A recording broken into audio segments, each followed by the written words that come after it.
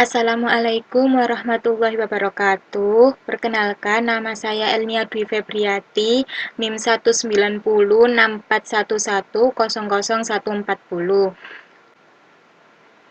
Di sini saya akan melakukan presentasi hasil laporan kegiatan cara mengatasi limbah minyak goreng menjadi biodiesel pada PT Wilmar Nabati Indonesia Gresik.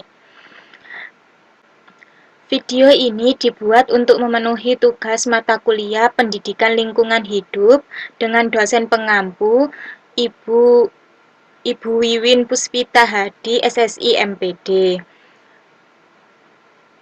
Untuk lebih lanjutnya, simak video berikut.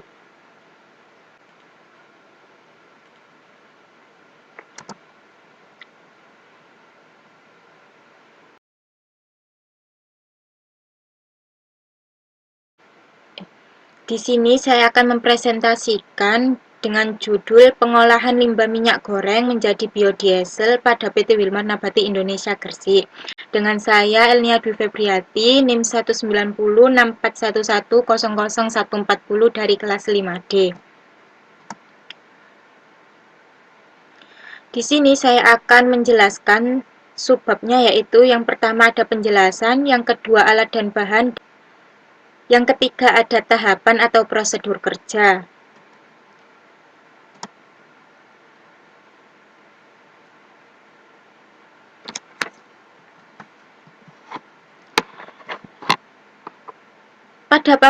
Pada pabrik PT Wilmar Nabati Indonesia merupakan pabrik besar yang memproduksi beberapa bahan-bahan pokok rumah tangga, di antaranya beberapa merek minyak goreng, sabun, tepung, dan lainnya. Dengan produksi minyak terbesar, pabrik Wilmar mengeluarkan limbah yang berupa minyak. Limbah minyak goreng jika dibuang sembarangan akan menyebabkan dampak bagi lingkungan sekitar. Minyak goreng yang sudah tidak bisa dipakai lagi atau yang biasa disebut minyak jelantah ini yang dibuang pada saluran air akan berakibat saluran tersebut tersumbat. Hal ini dikarenakan minyak goreng yang sudah menjadi jelantah jika dibiarkan dengan jangkauan yang lama akan mengeras dan menyumbat pipa-pipa saluran pembuangan tersebut. Maka limbah minyak goreng dapat dimanfaatkan menjadi biodiesel. Dengan memanfaatkan minyak jelantah menjadi biodiesel, maka tidak akan tersumbatnya pipa saluran air dan juga biodiesel dapat dimanfaatkan sebagai alternatif bahan bakar yang ramah lingkungan. Biodiesel juga dapat digunakan pada pabrik Wilmar ini sebagai bahan bakar dalam mesin pabrik tersebut yang ramah lingkungan.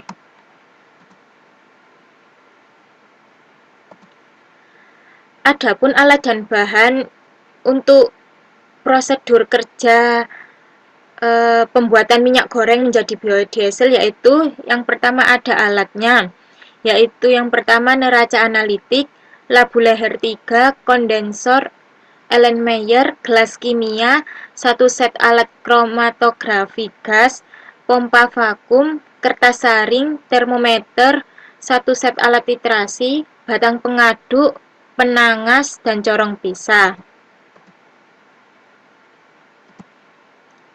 Adapun bahan dari pembuatan minyak goreng menjadi biodiesel yaitu minyak goreng bekas atau minyak jelantah, metanol natrium hidroksida, asam asetat, asam sulfat, asam klorida, fenolftalein, dan aquades.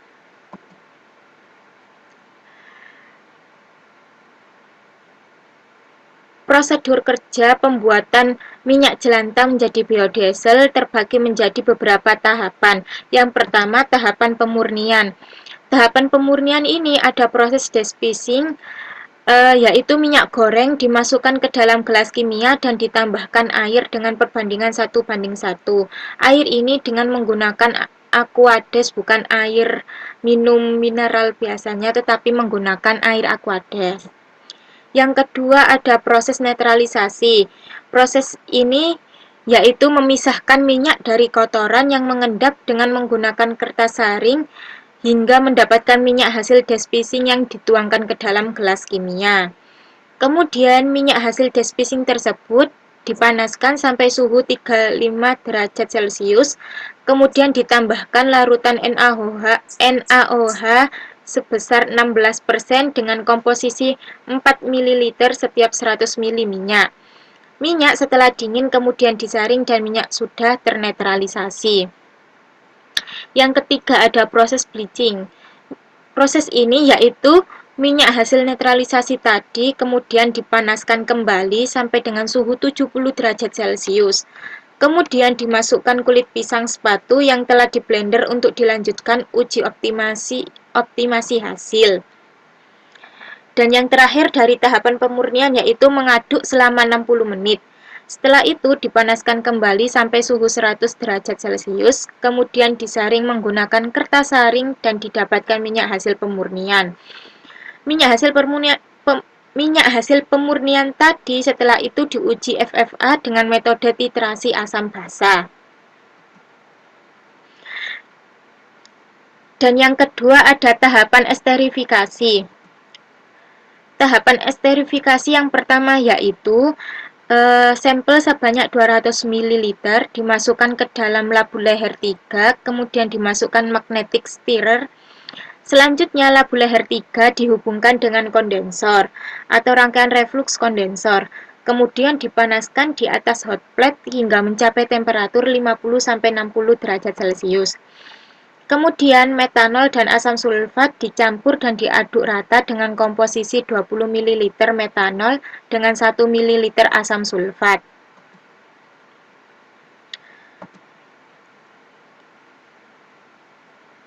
Selanjutnya, setelah temperatur 50-60 derajat Celcius dicapai, campuran metanol dan asam sulfat ditambahkan ke dalam labu leher 3. Dengan cepat, labu leher 3 tersebut ditutup rapat. Suhu reaksi dijaga agar tetap konstan pada temperatur 50-60 derajat Celcius selama 1 jam.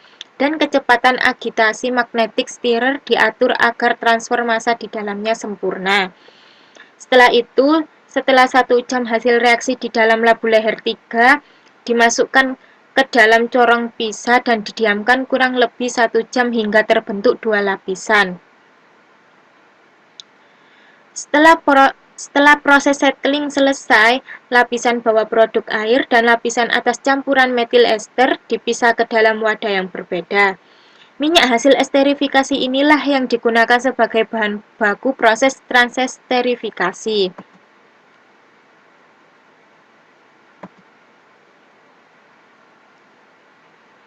Kemudian yang ketiga ada tahapan transesterifikasi. Pada tahapan ini yang pertama, hasil tahap esterifikasi dimasukkan ke dalam labu leher 3, kemudian memasukkan magnetic stirrer. Selanjutnya labu leher 3 dihubungkan dengan kondensor. Kemudian dipanaskan di atas hot plate hingga mencapai temperatur 50-60 derajat Celcius dan kecepatan agitasi magnetic stirrer diatur agar transfer panas di dalamnya berlangsung cepat.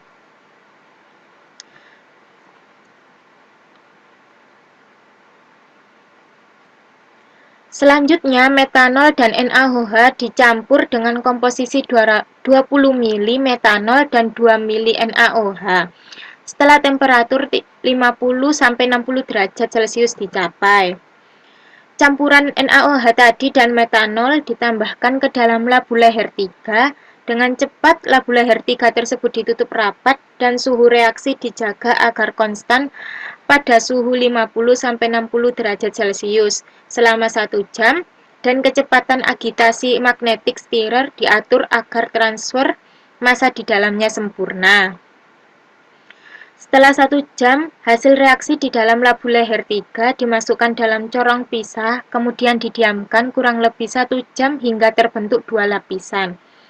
Setelah proses settling selesai, produk metil ester dan gliserol dipisah dalam wadah yang berbeda.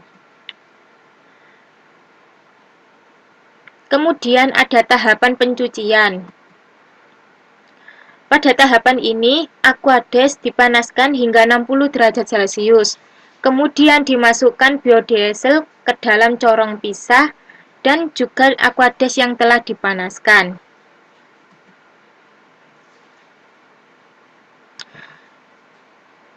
Selanjutnya, dikocok campuran tersebut hingga homogen pada corong pisah dan dibiarkan hingga terbentuk dua lapisan. Setelah itu dipisahkan lapisan bawah aqueous dan lapisan atas biodiesel.